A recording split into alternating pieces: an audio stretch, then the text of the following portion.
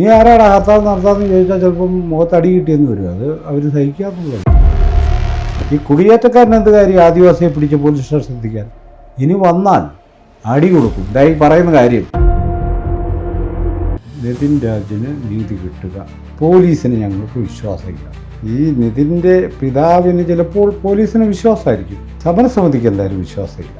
മരിച്ച കുട്ടിയുടെ പിതാവിനെ വെച്ച് അതിനെ പ്രതിരോധിക്കാനുള്ള കുതന്ത്രമാണ് നടക്കുന്നതെന്നാണ് ഞാൻ പറയുന്നത്. എന്തുകൊണ്ടാവാം ഇന്നലത്തെ ആ ദളിത് ഹർത്താലിനെ കോളനി എന്ന്?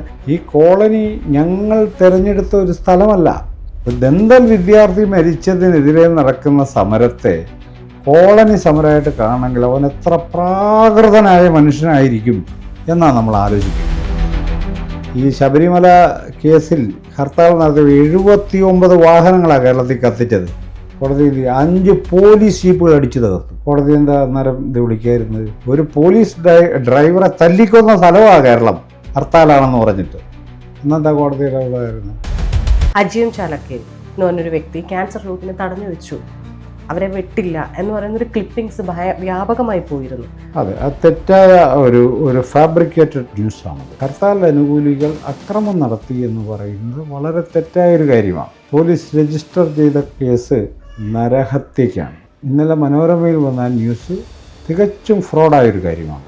ഒരു മാധ്യമ ധാർമ്മികതയ്ക്ക് എതിരായൊരു കാര്യമാണ്. അതായത് നിതിന് നീതി വേണമെന്ന് പറഞ്ഞാൽ നീതി പൊതിഞ്ഞു കിട്ടിക്കൊടുക്കാവുന്ന ഒരു സാധനമല്ല. ഇന്ന് എന്നോടൊപ്പം ഉള്ളത് സണ്ണിയൻ കവിക്കാടാണ്. നമസ്കാരം സാർ. നമസ്കാരം സാർ. പുതിയ വിവാദങ്ങളിലേക്ക് ഡയറക്റ്റായിട്ട് ഞാൻ കയറുകയാണ്. പുതിയ വിവാദങ്ങൾ എന്ന് പറഞ്ഞാൽ കേരളത്തിൽ ദളിത് ഹർത്താൽ നടത്തി.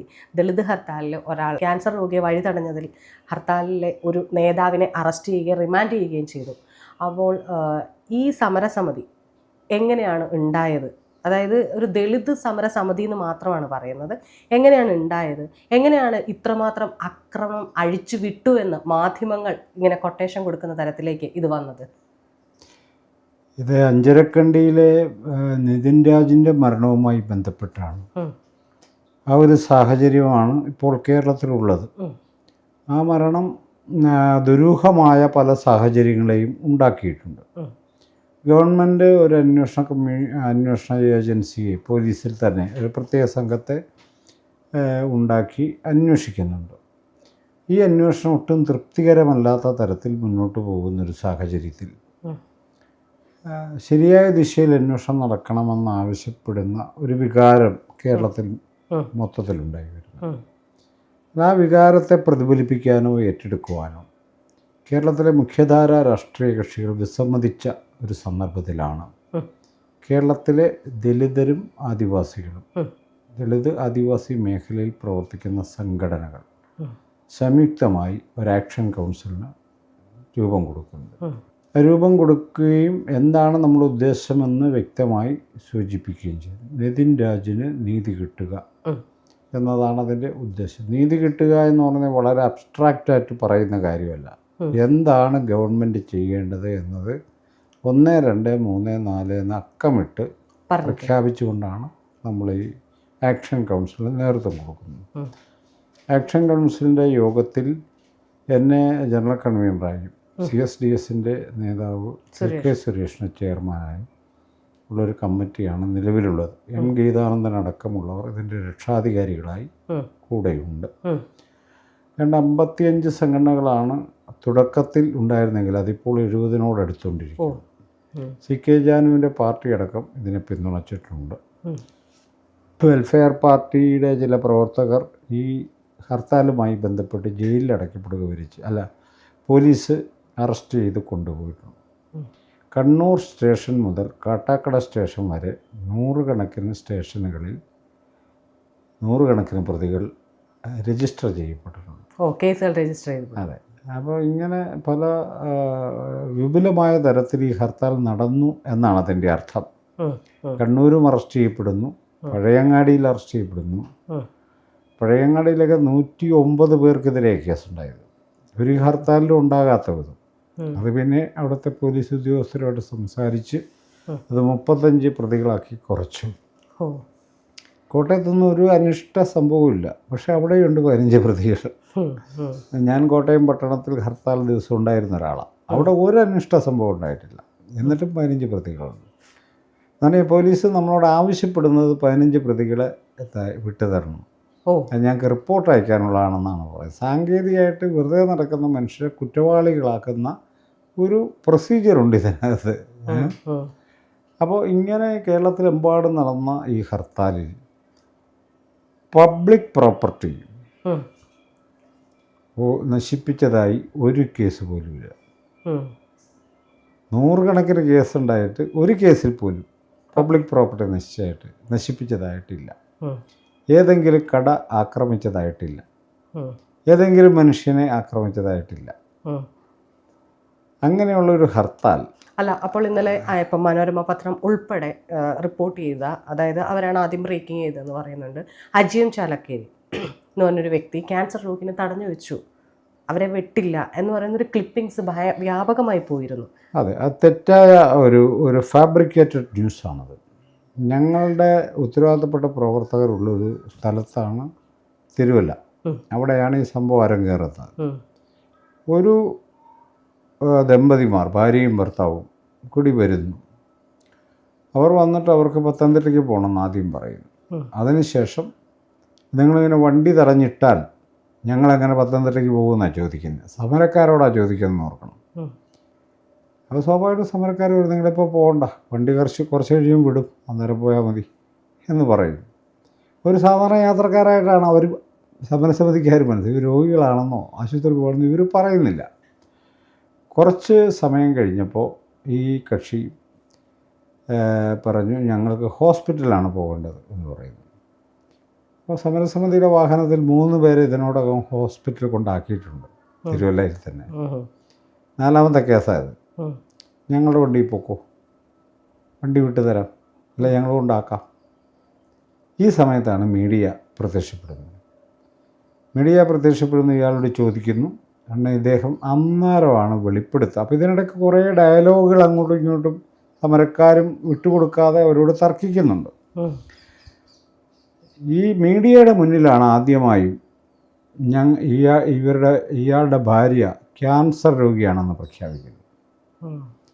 അപ്പോൾ ഈ അജിമോൻ ചാലക്കേരി പറഞ്ഞൊരു വാചകത്തിലുള്ളൂ, നിങ്ങൾക്ക് ഇന്നലെ പോകാമായിരുന്നല്ലോ, ഇന്ന് ഹർത്താലാണെന്ന് അറിയില്ലായിരുന്നു. ഇതാണ് ചോദ്യം. ഇതല്ലാതെ വേറൊരു മറുവാക്ക് പറയുകയോ അവിടെ തടഞ്ഞു വെക്കുകയോ ചെയ്തില്ല എന്ന് മാത്രമല്ല, ഇവർ ക്യാൻസർ രോഗിയാണെന്നറിഞ്ഞ ആ നിമിഷം അവർക്ക് പോകാനുള്ള എല്ലാ സൗകര്യവും ചെയ്തു കൊടുക്കുകയാണ് പ്രവർത്തകർ ചെയ്തത്. അപ്പോൾ യഥാർത്ഥത്തിൽ ഇവരെ വിളിച്ചുകൊണ്ടുവന്നതും ഇത്തരം ഒരു മാനിപ്പുലേറ്റഡ് ന്യൂസ് ക്രിയേറ്റ് ചെയ്ത് ക്യാൻസർ രോഗിയെ തടഞ്ഞു വച്ചിരിക്കുന്നു. ക്യാൻസർ രോഗിയുടെ ജീവൻ അപകടത്തിൽ എന്ന നിലക്കൊരു സെൻസേഷണൽ ന്യൂസ് ക്രിയേറ്റ് ചെയ്തതാണ്. അത് ഫാബ്രിക്കേറ്റ് ചെയ്തെടുത്തൊരു ന്യൂസാണ്. അവർ പറയുന്നതല്ല അതിൻ്റെ യാഥാർത്ഥ്യം. മറിച്ച് ഇവരത് അവരോട് പറഞ്ഞില്ല. അവരറിഞ്ഞപ്പോൾ ഇവരോട് പൊക്കോളാൻ പറഞ്ഞു. ഹർത്താലുകാർ വണ്ടി തടഞ്ഞു വെച്ചിരിക്കുകയാണ്, പബ്ലിക് വണ്ടികൾ തടഞ്ഞു വെച്ചിരിക്കുക. ഇതിനപ്പുറം അവിടെ വേറെ ഈ സ്ത്രീയെ ആക്രമിച്ചില്ല, ഈ സ്ത്രീയെ അസഭ്യം പറയുകയൊന്നും ചെയ്തിട്ടില്ല. അവരിങ്ങോട്ട് ചോദിച്ചതിന് ഇവരുടേതായ രീതിയിൽ അവർ മറുപടി പറഞ്ഞിട്ടുണ്ടാവും. ഇയാളുടെ ഭർത്താവ് ഉണ്ടായിരുന്നു, അയാളെ കയ്യേറ്റം ചെയ്തില്ല, അയാളുമായിട്ടൊരു ഒന്നും തള്ളും പോലും ഉണ്ടായില്ല. പിന്നെ ഈ ഹർത്താൽ അനുകൂലികൾ അക്രമം നടത്തി എന്ന് പറയുന്നത് വളരെ തെറ്റായൊരു കാര്യമാണ്. പോലീസ് ഇടപെട്ടിട്ട് ആ ലേഡിയോട് കംപ്ലൈൻറ്റ് എഴുതി വാങ്ങി. പോലീസ് രജിസ്റ്റർ ചെയ്ത കേസ് നരഹത്യക്കാണ്. എന്ന് പറയുക മനഃപൂർവ്വമല്ലാത്ത നരഹത്യയ്ക്ക് ഒരുങ്ങി എന്നാണ് കേസെടുത്തിരിക്കുന്നത്. അതിനാണ് അജിമോൻ ചാലക്കേരി ഇപ്പോൾ മാവേലിക്കര ജയിലിൽ കിടക്കുന്നത്. തികച്ചും ഫാബ്രിക്കേറ്റഡ് ആയിട്ടുള്ള തെറ്റായ ഒരു കേസ് രജിസ്റ്റർ ചെയ്ത് ഞങ്ങളുടെ ഒരു പ്രവർത്തനകത്ത് പോയി എന്നുള്ളതല്ലാതെ ഇവർ ഇപ്പോൾ ഇന്നലെ മനോരമയിൽ വന്ന ന്യൂസ് തികച്ചും ഫ്രോഡായൊരു കാര്യമാണ്. ഒരു മാധ്യമ ധാർമ്മികതയ്ക്ക് എതിരായൊരു കാര്യമാണ്. അങ്ങനെ നിൽക്കുമ്പോൾ തന്നെ ഇന്നലത്തെ ഹർത്താൽ വിജയിച്ചു എന്ന് പറയുന്നുണ്ട്, സമരസമിതി പറയുന്നുണ്ട് വിജയിച്ചു. ഇന്ന് Kodikunnil Suresh sir press meet നടത്തിയിട്ട് പറയുന്നുണ്ട് വിജയിച്ചു എന്ന് പറയുന്നുണ്ട്. അതേസമയം നിതിൻ രാജിൻ്റെ അച്ഛൻ്റെ ഒരു കാർഡ്, അതായത് അച്ഛൻ പറഞ്ഞതായിട്ട് സമരത്തിന് ഞാൻ അംഗീകരിക്കുന്നില്ല, മകന് നീതി വേണം, 10 ലക്ഷം രൂപ എത്രയോ രൂപ 10 കോടി 10 കോടി രൂപ 10 കോടി രൂപ ചോദിച്ചത് ഞാൻ അറിഞ്ഞിട്ടില്ല എന്നുള്ളൊരു വാർത്ത വന്നിരുന്നു. അതായത് സമരസമിതി നിതിനെ വെച്ചിട്ട് വിലപേശുന്ന തരത്തിലേക്കാണ് പോകുന്നതെന്നാണ് പുറമേ നിന്ന് വായിക്കുന്നവർക്ക് മനസ്സിലാക്കുകയുള്ളൂ. അതായത് വീട്ടുകാർക്ക് താല്പര്യമില്ല ഇത്, നിങ്ങൾക്ക് ദളിത് ആളുകൾക്ക് അല്ലെങ്കിൽ ഈ കൂട്ടായ്മയ്ക്ക് എന്തോ താല്പര്യമുണ്ട്, അതിലെ നേതാക്കന്മാർക്ക് താല്പര്യമുണ്ട് എന്ന തരത്തിലാണ് വാർത്തകൾ വളച്ചൊടിച്ചപ്പെട്ട് ഫേസ്ബുക്കിലും ന്യൂസുകളിലും വന്നുകൊണ്ടിരിക്കുന്നത്. അതിനെന്താണ് പറയാനുള്ളത്? അത് വളച്ചൊടിച്ചതല്ല, നേതാക്കൾക്ക് താല്പര്യമുണ്ട്, അത് സത്യമാണ്. അതായത് നിതിന് നീതി വേണമെന്ന് പറഞ്ഞാൽ നീതി പൊതിഞ്ഞു കിട്ടിക്കൊടുക്കാവുന്ന ഒരു സാധനമല്ല. അത് വ്യക്തമായും ഇന്ന കാര്യങ്ങൾ നടക്കണം എന്ന് പറയുന്നതാണ് ഈ നീതിക്ക് വേണ്ടിയുള്ള പോരാട്ടം. മനസ്സിലായില്ലേ? ഇന്ത്യൻ നിയമത്തിനൊരു പ്രത്യേകതയുണ്ട്. നിങ്ങളൊരു കുറ്റം ചെയ്തു, എനിക്കെതിരെ എൻ്റെ ഭാര്യയെ നിങ്ങൾ കൊല ചെയ്തു, എനിക്ക് അതിനകത്ത് പരാതിയില്ലെന്ന് പറഞ്ഞാൽ നിങ്ങൾ രക്ഷപ്പെടത്തില്ല, പറ്റത്തില്ലത്. നിങ്ങൾക്ക് പരാതി, എനിക്ക് പരാതിയില്ലായിരിക്കും, അതുകൊണ്ട് നിങ്ങൾ കൾപ്രിറ്റ് ആകാതിരിക്കില്ല. ഓക്കെ, ഇതാണ് അതിൻ്റെ ബേസിക് സാധനം. ഇതാണ് നമ്മൾ മനസ്സിലാക്കേണ്ടത്. നിതിൻ്റെ അച്ഛൻ രാജൻ്റെ മകൻ കൊല ചെയ്യപ്പെട്ടത് കൊണ്ടുണ്ടായ സമരസമിതി അല്ലത്. കേരളത്തിൽ ഏത് ദളിത് വിഭാഗത്തിൽപ്പെട്ട ഏത് കുട്ടി മരിച്ചാലും ഉണ്ടാകുന്നൊരു സമരസമിതിയായത്. ആ സമരസമിതി കേരളത്തിലെ ദളിതരുടെ ഒരു താല്പര്യമാണ് പ്രതിനിധാനം ചെയ്യുന്നത്. അവർ പറയുന്നൊരു കാര്യം, ഈ കേസ് ജുഡീഷ്യറിയുടെ മേൽനോട്ടത്തിൽ അന്വേഷിക്കണം. ഇത് പറയാൻ കാരണമെന്തെന്ന് ചോദിച്ചാൽ, പോലീസിന് ഞങ്ങൾക്ക് വിശ്വാസമില്ല. അവർക്ക് വേണേൽ വിശ്വാസം ഉണ്ടായിരിക്കും. ഈ നിതിൻ്റെ പിതാവിന് ചിലപ്പോൾ പോലീസിന് വിശ്വാസമായിരിക്കും, സമരസമിതിക്ക് എന്തായാലും വിശ്വാസമില്ല. അതിൻ്റെ കാരണം ഇതിനു മുമ്പുള്ള കേസുകളിൽ പോലീസ് നടത്തിയിട്ടുള്ള വിക്രസിനെ കുറിച്ച് നല്ല ബോധ്യമുള്ളതുകൊണ്ട് നമുക്ക് വിശ്വാസമില്ല. ആ കൂടി വിശ്വസിക്കാവുന്ന, പലപ്പോഴും തെറ്റായ ഡിസിഷൻ എടുക്കുമ്പോഴും ഇപ്പോൾ ഇന്ത്യൻ പൗരസമൂഹത്തിന് വിശ്വസിക്കാവുന്ന, ഏറെക്കുറെ വിശ്വസിക്കാവുന്ന ഒരേ ഒരു സ്ഥാപനം ജുഡീഷ്യറിയാണ്. അപ്പോൾ ജുഡീഷ്യറിയുടെ മേൽനോട്ടത്തിലൊരു അന്വേഷണം നടത്തി യഥാർത്ഥ പ്രതികളെ അറസ്റ്റ് ചെയ്ത് നിയമത്തിന് മുന്നിൽ കൊണ്ടുവന്ന് അവരെ ശിക്ഷിക്കണം. ഇതാണ് നീതിയുടെ ഒന്നാമത്തെ ഡിമാൻഡ്. അത് നടന്നാലാണ് നീതി കിട്ടിയെന്ന് നമുക്ക് പറഞ്ഞു തുടങ്ങാൻ പറ്റത്തുള്ളൂ. രണ്ടാമതൊരു കാര്യം, ഇത്തരമൊരു കാര്യം കേരളത്തിൽ ആവർത്തിക്കാതിരിക്കാൻ രോഹിത് വെമുല ആക്ടിൻ്റെ ഒരു കേരള വേർഷൻ ഒരു നിയമമായി പാസ്സാക്കണം. മൂന്നാമത്തെ ഡിമാൻഡാണ് ഈ പറയുന്ന, ഇതിന് കോമ്പൻസേഷൻ എന്നുള്ള വാക്കാണ് ഞങ്ങൾ ഉപയോഗിച്ചിട്ടുള്ളത്. പാരിതോഷികം കൊടുക്കാനല്ല പറഞ്ഞത്. വീട്ടുകാർക്ക് പാരിതോഷികമായി 10 കോടി രൂപ കൊടുക്കണമെന്ന് ഞങ്ങൾ പറഞ്ഞിട്ടില്ല. ഞങ്ങൾ വളരെ ചിന്തിച്ചുറപ്പിച്ചെടുത്തൊരു തീരുമാനമാണത്, 10 കോടി രൂപ കൊടുക്കണം എന്നുള്ളത്. അത് കോമ്പൻസേഷൻ, ആ കുട്ടിയുടെ ജീവിതം കൊണ്ട് അവൻ 5 വർഷം കഴിയുമ്പോൾ ഡോക്ടറായി മാറിയിരുന്നു എങ്കിൽ അയാൾ അമേരിക്കയിലെ ഏറ്റവും പ്രഗത്ഭനായ ഡോക്ടറായി മാറില്ല എന്ന് ആർക്കാ ഉറപ്പുള്ളത്? യൂറോപ്പിലെ ഡോക്ടറായി മാറില്ല എന്ന് ആർക്കാ ഉറപ്പുള്ളത്? ഇന്ത്യയിലെ തന്നെ പ്രഥമ കൺസൾട്ടൻ്റായി മാറില്ല എന്ന് ആർക്കാ ഉറപ്പുള്ളത്? അങ്ങനെ മാറിയാൽ അദ്ദേഹത്തിൻ്റെ ജീവിതത്തിൻ്റെ സാധ്യത നമുക്ക് പറയാൻ പറ്റില്ല. അങ്ങനെ മാറിയാൽ അയാൾക്ക് ലഭ്യമാക്കാവുന്ന, അയാൾക്ക് നേടാവുന്ന സമ്പത്തിൻ്റെയും സാമൂഹിക അന്തസ്സിൻ്റെയും ഒരംശം മാത്രമാണ് 10 കോടി രൂപ. അത് ചോദിക്കാൻ കേരളത്തിലെ ദളിതർക്ക് അവകാശമുണ്ട്, ആര് നിഷേധിച്ചാൽ. ഇതാണ് എൻ്റെ യുക്തി. കോമ്പൻസേഷൻ ആണ് ഞങ്ങൾ ചോദിക്കുന്നത്. അത് ഗവൺമെൻറ് കൊടുക്കാൻ ബാധ്യസ്ഥമാണ്. വീട്ടുകാർക്ക് വേണ്ടത് വേണേൽ വെക്കാം, അത് കുഴപ്പമില്ല, അത് അവരുടെ തീരുമാനം. മകൻ്റെ പേരിൽ ആര് പൈസ തന്നാലും ഞങ്ങൾ സ്വീകരിക്കില്ല എന്ന ധാർമ്മികമായ നിലപാടെടുക്കാൻ നിതിൻ്റെ അച്ഛന് അവകാശമുണ്ട്.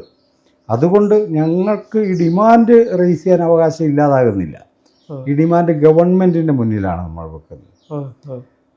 ഏറ്റവും അവസാനത്തെ ഡിമാൻഡ്, ഈ സ്ഥാപനത്തിന് നിലനിൽക്കാൻ ധാർമ്മികമായി അവകാശമില്ല.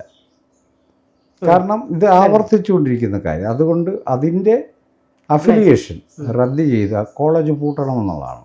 ഈ പ്രധാനപ്പെട്ട ഡിമാൻഡുകൾ വെച്ചിട്ടാണ് ഞങ്ങൾ ഈ സമരസമിതിയുടെ ജനറൽ കൺവീനറാണ് ഞാൻ. ഈ 55 സംഘടനകൾ ഈ ഡിമാൻഡിൻ്റെ പേരിലാണ് ഒരുമിച്ച് കൂടിയിരിക്കുന്നത്. അപ്പം അത് വീട്ടുകാരുമായിട്ട് ആലോചിച്ച് ചെയ്യേണ്ട കാര്യമല്ല, അത് തെറ്റായൊരു സങ്കല്പമാണ്.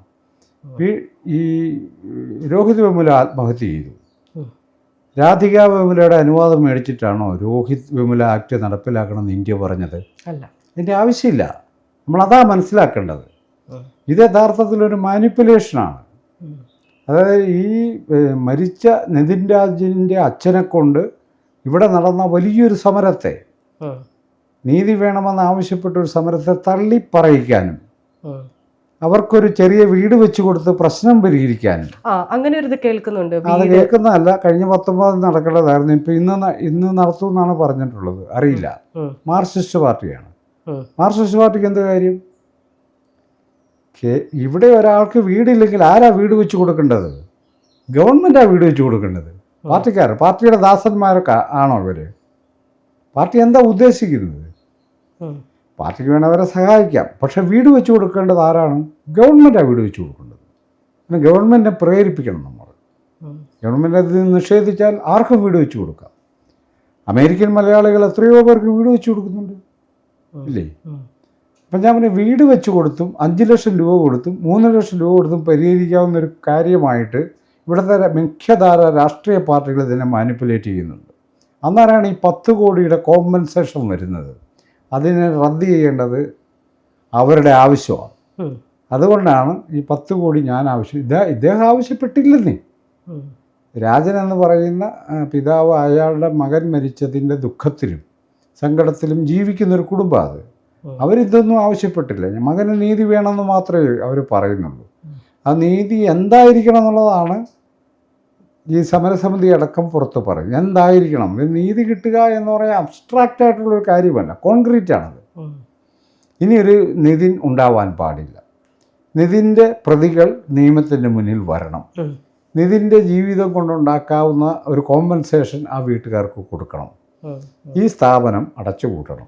ഈ ആവശ്യങ്ങൾ അംഗീകരിച്ച് ഒരു ഹർത്താൽ നടത്തിയിട്ട് ഈ ആവശ്യങ്ങൾ അംഗീകരിച്ചോ?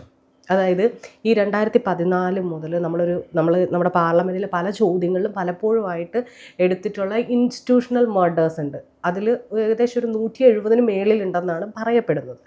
അത്രയും മർഡേഴ്സ് നടന്നിട്ട് ഇപ്പോഴും ഇരുട്ടിൽ തപ്പുന്ന പോലെയാണ്. കാരണം ഈ പറയുന്ന പോലെ ഇന്ന് സമരസമിതി ഉണ്ടായി, ഈ പറഞ്ഞ പോലെ ഹർത്താൽ നടത്തി. ഇതിൻ്റെ അടുത്ത സ്റ്റെപ്പ് എന്തായിരിക്കാം? അല്ലെങ്കിൽ ഇതെങ്ങനെയായിരിക്കും പറഞ്ഞ പോലെ ഈ കോൺക്രീറ്റ് ആയിട്ടുള്ള ഒരു സാധനം എപ്പോഴായിരിക്കാം നമുക്ക് അയ്യോ അതെനിക്ക് കിട്ടിയല്ലോ എന്ന് തോന്നുന്നത്? അല്ലാണ്ട് ഇപ്പോൾ സാറ് പറഞ്ഞ പോലെ തന്നെ ഒരു വീട് കൊടുക്കുക. ഇപ്പോൾ ഒരാൾ മരിച്ചാൽ ഉടനെ ആ കുട്ടി മരിക്കുകയോ അല്ലെങ്കിൽ എന്ത് കാര്യമാവട്ടെ, ഈ ഒരു കുറഞ്ഞ നാളുകൾ കൊണ്ട് നമ്മൾ കാണുന്നത് ഒരാൾ ഇവിടുത്തെ ഒരു പൗരൻ മരിച്ചാൽ, അതായത് കേരളത്തിലെ ഒരു പൗരൻ മരിച്ചാൽ ഉടനടി വീട് കൊടുക്കുകയാണ്. എനിക്കതിൻ്റെ ലോജിക്ക് ഇപ്പോഴും മനസ്സിലായിട്ടില്ല. ഇത് വീട് കൊടുത്താലോ, വീട് കിട്ടാത്തത് കൊണ്ടാണോ ഇവരൊക്കെ മരിക്കുന്നത്? അതോ എന്താണ് ഇതിൻ്റെ ശരിക്കും ഒരു നമ്മൾ ഉദ്ദേശിക്കുന്ന ഒരു സാധനം? ഈ അവസാനം പറഞ്ഞതാണ് എൻ്റെ കാര്യം. ഈ കുട്ടി എങ്ങനെയാണ് മരണപ്പെട്ടത് എന്നതിനെക്കുറിച്ച് സമഗ്രമായി അന്വേഷിക്കാതിരിക്കുകയും പകരം ജീവിച്ചിരിക്കുന്നവൻ്റെ മാതാപിതാക്കളെ വ്യാമോഹിപ്പിച്ച് വീട്, പണം എന്നൊക്കെ പറഞ്ഞ് ഈ കേസ് അട്ടിമറിക്കാനുള്ളൊരു നീക്കമാണ് ഇവർ നടത്തുന്നത്. എല്ലാ കാര്യത്തിലും ഇങ്ങനെയാണ്. യഥാർത്ഥത്തിൽ അതല്ല ഒരു പൗരസമൂഹം ചെയ്യേണ്ടത്. മറിച്ച് അവരിവിടുത്തെ പ്രജകളല്ല, പൗരന്മാരാണ്, ഈക്വൽ പൗരന്മാരാണ്. ആ കൺസിഡറേഷൻ അവർക്ക് കൊടുക്കാത്തത് കൊണ്ടാണ് ഒരു പാർട്ടിക്ക് തോന്നുന്നത് അവർക്ക് വീട് വെച്ച് കൊടുക്കാമെന്ന്. ഗവൺമെൻറ് ചെയ്യേണ്ട ഒരു ജോലി പാർട്ടി ഏറ്റെടുക്കുക ചെയ്യുന്നത്. അപ്പം ഇത് എങ്ങനെയാണ് തടസ്സപ്പെടുന്നതെന്ന് ചോദിച്ചാൽ, കേരളത്തിൻ്റെ ഒരു അധികാര ഘടനയ്ക്കകത്ത് ദലിതരുടെ നേരെയുള്ള അക്രമങ്ങൾ, ആദിവാസികൾക്ക് നേരെയുള്ള അക്രമങ്ങൾ വളരെ സാധാരണവും നോർമലുമായൊരു സംഭവമായിട്ട് മാത്രമേ അധികാര സംവിധാനവും പൊതുസമൂഹത്തിൻ്റെ പൊതുവീക്ഷണവും അംഗീകരിക്കുന്നുള്ളൂ. സാധാരണ സംഭവമാണ്. അതിനകത്ത് എന്തെങ്കിലും പ്രത്യേകമായി ചെയ്യണമെന്ന് ആർക്കും തോന്നാറില്ല.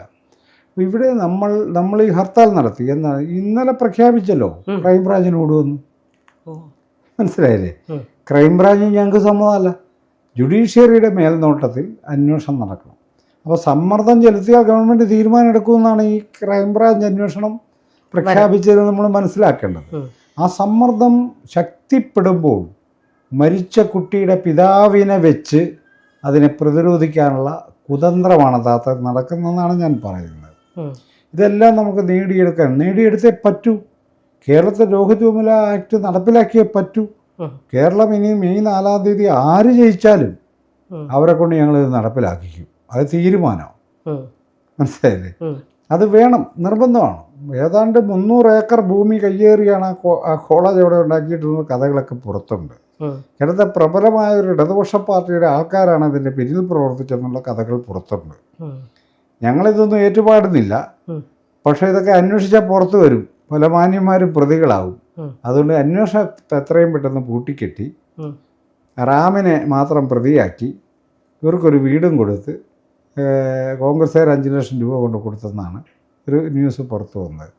അങ്ങനെ എന്തെങ്കിലും ചില്ലറ പൈസയെ കൊടുത്ത് ഇത് ഒതുക്കി തീർക്കുക എന്നുള്ള പരിപാടി അതിന് നമ്മൾ സമ്മതിക്കാതെ നമ്മുടെ മുന്നിൽ 2 വഴികളാണുള്ളൂ. ഒന്ന് പ്രക്ഷോഭത്തിൻ്റെ വഴിയാണ്. പ്രക്ഷോഭം ഇനിയും തുടരേണ്ടി വരും. ഇപ്പോൾ ഒരു ഗവൺമെൻറ് ഉണ്ടാകുമ്പോൾ നമ്മൾ അപ്പോൾ തന്നെ പ്രക്ഷോഭത്തിനൊന്നും മുതിരുന്നില്ല. ഗവൺമെൻറ്റുമായിട്ട് ഡിപ്ലോമാറ്റിക്കായിട്ട് ഡിസ്കഷൻ നമ്മൾ തയ്യാറാണ്. ഇവിടെ സംസാരിച്ചിട്ട് അവർ അംഗീകരിക്കണപ്പോൾ നമ്മൾ പ്രക്ഷോഭം നടത്തേണ്ട കാര്യമില്ല. അത് അംഗീകരിക്കുന്നില്ലെങ്കിൽ നമുക്ക് പ്രക്ഷോഭം നടത്തേണ്ടി വരും. മറ്റൊന്ന് നിയമപരമായ നടപടികൾ. വീട്ടുകാരാണ് അതിൻ്റെ ഡയറക്റ്റ് അഫക്റ്റഡ് പാർട്ടീസ് എന്ന് പറഞ്ഞ വീട്ടുകാർ. അവരാണ് ആ കേസ് നടത്തേണ്ടത്. അവരതിൻ്റെ എന്തൊക്കെയോ ചില കാര്യങ്ങൾ ചെയ്യുന്നുണ്ട്. അപ്പോൾ നമ്മളുമായിട്ട് ബന്ധപ്പെടുന്നു, നമ്മൾ അവരുമായിട്ട് ബന്ധപ്പെടുന്നുണ്ട്. നമ്മൾ ഈ അവരുടെ വക്കീലുമായിട്ട് കാര്യങ്ങൾ സംസാരിച്ചിട്ട് ഏത് തരത്തിലുള്ള സഹായവും അവർക്ക് ചെയ്യാൻ സമരസമിതി തീരുമാനമെടുത്തിട്ടുണ്ട്. അത് വെറുതെ കേസ് നടത്താനല്ല, കേസ് എങ്ങനെ നടക്കുന്നു, കേസിൻ്റെ വക്കീലാരാണ്, അതെങ്ങനെയാണ് ഫ്രെയിം ചെയ്യുന്നത് തുടങ്ങിയ കാര്യം നമുക്കറിയേണ്ടത്. അപ്പോൾ അറിഞ്ഞാൽ തീർച്ചയായിട്ടും അത് വളരെ ഗൗരവമായി എടുക്കുന്ന ഒരു വക്കീലിനെ കൊണ്ട് അത് ചെയ്യിച്ചാൽ തീർച്ചയായും അതിനു വേണ്ടി എല്ലാ സഹായവും ചെയ്യാനും സമിതി തയ്യാറാണ്. ഇവരെ സൂപ്പർസീഡ് ചെയ്തു പോയൊരു നിയമപരമായ നടപടിക്കൊന്നും അതിൽ മാത്രമാണ് ഡയറക്റ്റ്ലി അവർ അഫക്റ്റഡ് പേഴ്സൺസാണ്. അവരുടെ നീക്കമാണ് ലീഗലി വാലിഡ്. അതുകൊണ്ട് ആ കാര്യത്തിൽ അവരോടൊപ്പം നിൽക്കാൻ, അവരെ സപ്പോർട്ട് ചെയ്യാനായിട്ട് മാത്രമേ ഞങ്ങൾ ഇടപെടുന്നുള്ളൂ. ഇപ്പം ഇന്നലെ തന്നെ ഈ ഹർത്താലിന് നടത്തിയപ്പോൾ ഏറ്റവും കൂടുതൽ ഫേസ്ബുക്കിൽ വന്നൊരു വാചകമാണ് കോളനി. നെക്സ്റ്റ് വാചകം നിതിന് നീതി കിട്ടണം, പക്ഷേ അതായത് ഹർത്താൽ വേണ്ടിയിരുന്നില്ല, പക്ഷേ ഉണ്ട്. അതായത് കോളനി, പക്ഷേ ഈ 2 വാക്കുകളാണ് ഒരുപാട് ആളുകളുടെ, അല്ലെങ്കിൽ നിരന്തരം സർക്കാരിനെ ഇവരെയും വിമർശിക്കുന്നവർ നിതിൻ രാജ് മരിച്ചതുപോലും അറിയാതെ, അല്ലെങ്കിൽ അങ്ങനെ ഒരു സംഭവം പോലും അതിനെക്കുറിച്ച് എഴുതാതെ, പക്ഷെ ഞാൻ പറഞ്ഞ ഈ പക്ഷേ പോലത്തെ പക്ഷേ വന്നിട്ട് ഇന്നലെ ഹർത്താൽ നടത്താൻ പാടില്ല, അതിനി ആര് നടത്തിയാലും നടത്താൻ പാടില്ല എന്ന തരത്തിലേക്ക് വന്നിട്ടുണ്ടായിരുന്നു. ഈ കോളനിയും പക്ഷിയും ഇന്നലെ കണ്ടിരുന്നു. എങ്ങനെയാണ് അതിനെ വിലയിരുത്തുന്നത്? കാരണം കോളനി കംപ്ലീറ്റ് അതായിരുന്നു ആ വേർഡ്. എന്താണ് കോളനി? എന്തുകൊണ്ടാവാം ഇന്നലത്തെ ആ ദളിത് ഹർത്താലിനെ കോളനി എന്ന് ഇത്രത്തോളം നമ്മൾ പുരോഗമനപരമായി ചിന്തിക്കുന്ന സൊസൈറ്റിയാണ് ഇതെന്ന് പറഞ്ഞിട്ട് അവർക്ക് ഇങ്ങനെ പറയേണ്ടി വന്നത്? കേരളത്തിൽ പുരോഗമനകാരികൾ എന്ന് പറയുന്ന വാക്ക് നമ്മളൊന്ന് വിശദീകരിക്കേണ്ടതുണ്ട്. കേരളത്തിലൊരു പുരോഗമന വിഭാഗം ഉണ്ടെന്ന് വിചാരിക്കുന്ന ഒരാളാണ് ഞാൻ. എല്ലാ മലയാളികളും കുഴപ്പക്കാരാണെന്നൊന്നും ഞാൻ കരുതുന്നില്ല. നമ്മുടെ കാലഘട്ടത്തിലെ പുരോഗമനകാരിയുടെ ലക്ഷണം സൂക്ഷ്മ രാഷ്ട്രീയം തിരിച്ചറിയുന്നവരാണ്. അവരെ നമുക്ക് പുരോഗമനകാരി എന്ന് വിളിക്കാൻ പറ്റുള്ളൂ. ഈ ബെഡാ പാർട്ടിയുടെ മുദ്രാവാക്യം വിളിക്കുന്ന ആൾക്കാരൊന്നും ഒരു പുരോഗമന മുഖമുള്ളവരല്ല. അവർ പ്രചരിപ്പിക്കുന്നത് പുരോഗമന രാഷ്ട്രീയമല്ല, സൂക്ഷ്മ രാഷ്ട്രീയമെന്ന് പറയും, മൈക്രോ പൊളിറ്റിക്സ് തിരിച്ചറിയുന്ന ഒരു വലിയ വിഭാഗം കേരളത്തിലുണ്ട്. അവർ ഈ ഹർത്താലിനെ പിന്തുണച്ചിട്ടുണ്ട്. എനിക്ക് നേരിട്ട് അറിയാമത്. അവർ ഈ ഹർത്താലിനെ പിന്തുണച്ചിട്ടുണ്ട്. മാത്രവുമല്ല, ഹർത്താൽ സമാധാനപരമായി നടന്നു എന്നതിൽ ഇന്നലെ എനിക്ക് 100 കണക്കിന് മെസ്സേജുകളാണ് കേരളത്തിൽ നിന്ന് എനിക്ക് കിട്ടിയത്, അഭിനന്ദിച്ചുകൊണ്ടുള്ള. അപ്പോൾ അങ്ങനെ ഒരു വിഭാഗം കേരളത്തിലുണ്ട്. അവരെ നമ്മൾ കാണാതിരുന്നുകൂടുക. അവർ ഭയങ്കര ഫോഴ്സ്ഫുള്ളായിട്ടുള്ളൊരു വിഭാഗം, കാര്യങ്ങൾ പഠിക്കുന്ന, മനസ്സിലാക്കുന്ന വിഭാഗമാണ്. പക്ഷെ കേരളത്തിലെ പൊതു എന്ന് പറയുന്ന വിഭാഗങ്ങളുണ്ട്. അത് മുഖ്യധാര രാഷ്ട്രീയ പാർട്ടികളുടെ നേതാക്കൾ, ഈ പറയുന്ന മാധ്യമ പ്രവർത്തകരിൽ ഒരു വിഭാഗം, വ്യാപാരി വ്യവസായി ഏകോപന സമിതി, സാമ്പത്തിക ശക്തികളാണ്, പ്രൈവറ്റ് ബസ് ഓണേഴ്സ് അസോസിയേഷൻ, അതിനകത്തൊക്കെ ചില സെക്ഷൻസ് ഈ ഹർത്താലിനെ ഫസ്റ്റ് റൗണ്ടിൽ തന്നെ മറ്റൊരു തരത്തിൽ വെല്ലുവിളിക്കുന്നുണ്ടായിരുന്നു. ഞങ്ങൾ വണ്ടി ഓടിക്കും, ഞങ്ങൾ കടകൾ തുറക്കും, നിങ്ങൾ ആരാണ് ചോദിക്കാനെന്നത്. ഓക്കെ, തീർച്ചയായിട്ടും അവർക്ക് അങ്ങനെ പറയാം. ഇവിടെ ഇതിനു മുമ്പ് ഹർത്താൽ നടന്നിട്ടുണ്ടല്ലോ. അന്നേരം അവർ പറഞ്ഞിട്ടുണ്ടോ? പറഞ്ഞിട്ടില്ല. അന്നേരം അവർ കട തുറക്കുമെന്നോ വണ്ടി ഓടിക്കുമെന്നോ പറഞ്ഞിട്ടില്ല. ഈ ദലിതാദിവാസി സംഘടനകൾ ഹർത്താൽ നടത്തുമ്പോൾ മാത്രം ഞങ്ങൾ വണ്ടി ഓടിക്കും, ഞങ്ങൾ കട തുറക്കുമെന്ന് പറയുന്നത് യഥാർത്ഥത്തിൽ 60 ലക്ഷത്തോളം വരുന്നൊരു ജനതയെ വെല്ലുവിളിക്കുന്നതിന് തുല്യമായ വാക്കാണ്. നിങ്ങളെയൊക്കെ ഹർത്താൽ, എന്ത് ഹർത്താൽ? നിങ്ങൾക്ക് ഹർത്താൽ നടത്താൻ എന്ത് അവകാശമെന്നാണ് ചോദ്യം. അത് നേരിട്ടേ പറ്റൂ, അത് ഈ ജനതയ്ക്ക് നേരിട്ടേ പറ്റൂ. അതുകൊണ്ട് ഞാൻ ഇക്കാര്യത്തിൽ പറയുന്നത് നമ്മൾ ഏറ്റവും സംയമനപൂർവ്വം വിജയകരമായൊരു ഹർത്താൽ നടത്തിയൊരു വിഭാഗമാണ്. നമ്മൾ ഇനിയും പല സമരരൂപങ്ങളും ഇതല്ലാതെയും ബന്ധപ്പെട്ട് കേരളത്തിൽ നടത്തേണ്ടി വരും. നിങ്ങൾക്കറിയാമോ, മുത്തങ്ങ വെടിവെപ്പ് നടന്നു കഴിഞ്ഞപ്പോൾ ജീപ്പെടുത്ത് അവിടുത്തെ കുടിയേറ്റക്കാരായ കർഷകർ ജീപ്പെടുത്ത് വഴിയിൽ കണ്ട ആദിവാസികളെ പിടിച്ചു കയറ്റി സുൽത്താൻ ബത്തേരി പോലീസ് സ്റ്റേഷനിൽ കൊണ്ട് ആക്കുന്നുണ്ട്. പ്രതികളാണ് വഴി കൂടി നടന്നുപോയ ആദിവാസികൾ. ഇതിനൊക്കെ പകരം ചോദിക്കാതിരിക്കാൻ പറ്റില്ലെന്നേ, പറ്റില്ല, കാര്യം നടക്കില്ല. ഇവനെന്ത് കാര്യം? പോലീസ് പിടിക്കട്ടെ. ഈ കുടിയേറ്റക്കാരന് എന്ത് കാര്യം ആദിവാസിയെ പിടിച്ച് പോലീസ് സ്റ്റേഷനിൽ എത്തിക്കാൻ? ഇനി വന്നാൽ അടി കൊടുക്കും. ഇതായി പറയുന്ന കാര്യം. ആരെങ്കിലും അടി കൊടുത്താൽ ഞങ്ങൾക്കത് നിയന്ത്രിക്കാൻ പറ്റില്ലെന്നേ. നീ ആരാടാ ഹർത്താൽ നടത്താമെന്ന് ചോദിച്ചാൽ ചിലപ്പം മുഖത്ത് അടി കിട്ടിയെന്ന് വരും. അത് അവർ സഹിക്കാന്നുള്ളൂ, ചോദിക്കാതിരിക്കുക എന്നുള്ളൂ അവർ ചെയ്യേണ്ട കാര്യം. നമ്മുടെ കേരളത്തിൽ അക്രമം കാണിക്കണമെന്ന് പറയുന്നവരല്ല, അക്രമം കാണിക്കരുത് എന്ന് പറയും. എന്നാൽ നിരന്തരം അക്രമത്തിന് വിധേയമാകുന്നൊരു സമൂഹമാണ് ദലിതരും ആദിവാസികളും. അപ്പോൾ അതിനോട് പ്രതികരിക്കുന്ന ഒരു പുതിയ തലമുറ കേരളത്തിൽ രൂപപ്പെട്ടിട്ടുണ്ട്. അവർ എന്തൊക്കെയാണ് ചെയ്യുന്നത് എന്നത് നിയന്ത്രിക്കാനുള്ള രക്ഷകർത്താക്കളല്ല ഞങ്ങൾ. അവർക്കൊരു ജീവിതമുണ്ട്. അവനെ വെല്ലുവിളിച്ചാൽ അവൻ ഒരു പക്ഷേ പ്രതികരിച്ചെന്ന് വരും അവൻ്റേതായ രീതിയിൽ. അതങ്ങനെയാണ്, ചരിത്രം അങ്ങനെയാണ് മുന്നോട്ട് പോകുന്നത്. നീ പണ്ടത്തെ കൂട്ട് വഴി കയറാൻ പാടില്ലാത്തവരായിട്ട് ഇനിയും ജീവിക്കണം. ഇതെന്താ ഈ സമൂഹം എന്താ ഈ നമ്മളോട് പറഞ്ഞത്? നിങ്ങൾ കോളനിക്കാരാണോ? ഈ കോളനി ഞങ്ങൾ തിരഞ്ഞെടുത്ത ഒരു സ്ഥലമല്ല, ഞങ്ങളെ നിർബന്ധപൂർവ്വം 57 മുതലുള്ള ഗവൺമെൻറ്റുകൾ കൊണ്ടുചെന്നെത്തിച്ച സ്ഥലമാണ് കോളനി. അല്ലാതെ കേരളത്തിലെ ദലിതർ തിരഞ്ഞെടുത്ത സ്ഥലമല്ല 50,000 കോളനി. അത് മനസ്സിലാക്കിക്കോണം ഈ പറയുന്നവർ. അപ്പോൾ കോളനി നിവാസികളെല്ലാം അപരിഷ്കൃതരും ആക്രമണകാരികളും കള്ളുകൂടിയന്മാരും വ്യഭിചാരികളും കൂട്ടിക്കൊടുപ്പുകാരും ജീവിക്കുന്ന ഒരിടമാണെന്നുള്ള മലയാളിയുടെ സങ്കല്പത്തിൽ നിന്നാണ് ഈ ഹർത്താലിനോടനുബന്ധിച്ചും കോളനി എന്നുള്ള വാക്ക് പുറത്തു ചാടുന്നത്. ഇപ്പോൾ ഈ ഹർത്താൽ നടത്തുന്നത് ഈ പറയുന്ന സാമൂഹിക വിരുദ്ധമായ ഇടങ്ങളിൽ നിന്ന് വരുന്നവരാണെന്നാണ് ഇവർ സ്ഥാപിക്കാൻ ശ്രമിക്കുന്നത്. അങ്ങനെയാണ് ഈ കോളനി എന്നത്. അല്ലെ പിന്നെ ഇതിനകത്ത് കോളനിയുടെ കാര്യം പറയേണ്ടതില്ല. ദന്തൽ വിദ്യാർത്ഥി മരിച്ചതിനെതിരെ നടക്കുന്ന സമരത്തെ കോളനി സമരമായിട്ട് കാണണമെങ്കിൽ അവൻ എത്ര പ്രാകൃതനായ മനുഷ്യനായിരിക്കും എന്നാണ് നമ്മൾ ആലോചിക്കേണ്ടത്. ഇപ്പോൾ ഇവിടെ ഒരു പണിക്കർ എന്ന് പറയുന്നൊരു കഥാപാത്രം അലഞ്ഞിരിഞ്ഞ് നടക്കുന്നുണ്ട് കേരളത്തിൽ. അയാൾ ചർച്ചയിലൊക്കെ ഇങ്ങനെ വന്നിരിക്കുന്നു. അയാൾ പറയുന്നത് ഇത് പോരാ, പോലീസ് ഗൗരവമായി ഇടപെടണമെന്ന് പറഞ്ഞതിൻ്റെ അർത്ഥം എന്നാ? പോലീസ് ഈ ഹർത്താലുകാർ മുഴുവൻ തല്ലിച്ചതയ്ക്കണമെന്നാണ് ഈ പറയുന്നത്. പോലീസ് ഇവർ മുഴുവൻ എന്തുകൊണ്ട് ആക്രമിച്ചില്ല, പിടിച്ചുകൊണ്ട് പോയില്ല? ഇതാണ് പുള്ളിയുടെ സങ്കടം. ഹൈക്കോടതി കേസെടുത്തു. ഹൈക്കോടതി കേസെടുത്തത് ഒരു പ്രത്യേകമായി സംഭവം വെച്ചിട്ട് അത് പ്രചരിപ്പിക്കുക. ഹൈക്കോടതി തന്നെ മൂക്കി വലിച്ചേറ്റു. ഇവരെന്നെ വിചാരിക്കണേ ഹൈക്കോടതി കേസെടുത്തെന്ന് പറഞ്ഞ് ഞങ്ങളൊക്കെ അറബിക്കടലിൽ ചാടിച്ചാവൂന്നാണോ വിചാരിച്ചിരിക്കണേ? പോകാൻ പറയും, അത്രയേ ഉള്ളൂ. ഇത് സമരമാണ്. അപ്പോൾ ഹൈക്കോടതി കേസെടുത്തെങ്കിലും ഞങ്ങളത് നിയമപരമായി നോക്കും. ഞങ്ങൾക്കെതിരെ മാത്രമല്ലോ കേസെടുത്തിട്ടുള്ളൂ, ഇതിനു മുമ്പും കേസൊക്കെ എടുത്തിട്ടുണ്ട്. ഹൈക്കോടതിക്ക് അങ്ങനെ പെട്ടെന്ന് കേസെടുക്കേണ്ട അടിയന്തര സാഹചര്യമൊന്നും ഇല്ലായിരുന്നു.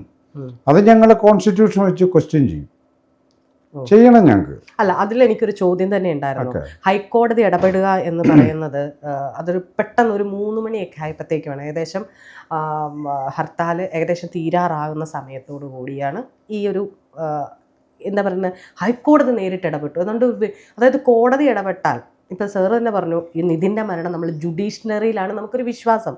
ഈ ജുഡീഷ്യറി തന്നെയാണ് ഈ ഒരു കാര്യത്തിനെ ആദ്യമായിട്ട് നിങ്ങൾ എന്തുകൊണ്ട് സമരം നടത്തി അല്ലെങ്കിൽ ഇത്ര പ്രശ്നങ്ങൾ ഉണ്ടാക്കിയെന്ന് ചോദിക്കുന്നത്. ഇപ്പം സാറിൻ്റെ പുറകെ തന്നെ ഇരിക്കുന്നത് ബാബാ സാഹേബ് അംബേദ്കറാണ്. അദ്ദേഹം എഴുതിയ കോൺസ്റ്റിറ്റ്യൂഷൻ ഒന്നുള്ളത് കൊണ്ട് മാത്രമാണ് ഇന്ന് ഇവിടുത്തെ ദളിതിനും ആദിവാസിക്കും നിവർന്നു നിന്ന് എന്തെങ്കിലും ചോദിക്കാൻ പറ്റുന്നത്. ആ പ്രൊട്ടക്റ്റ് ചെയ്യുന്ന കോൺസ്റ്റിറ്റ്യൂഷൻ തന്നെ എന്തുകൊണ്ടായിരിക്കാം ഇത്ര പെട്ടെന്ന് ഒരു കേസ് ഇതിനകത്ത് എടുത്തത് അല്ലെങ്കിൽ റിപ്പോർട്ട് തേടിയത്? കോൺസ്റ്റിറ്റ്യൂഷൻ്റെ പ്രൊട്ടക്റ്റേഴ്സാണ് കോടതി.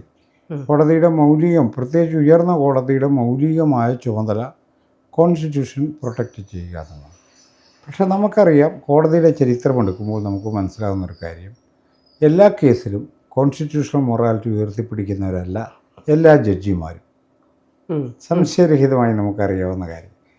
അപ്പോൾ അങ്ങനെ കോൺസ്റ്റിറ്റ്യൂഷണൽ മൊറാലിറ്റി എന്താണെന്ന് മനസ്സിലാകാത്തത് കൊണ്ടായിരിക്കാം, അല്ലെങ്കിൽ തെറ്റായ റിപ്പോർട്ടിങ് ഈ കോടതിയുടെ മുന്നിൽ ആരെങ്കിലും സമർപ്പിച്ചത് കൊണ്ടായിരിക്കാം കോടതി ഇടപെട്ടത്.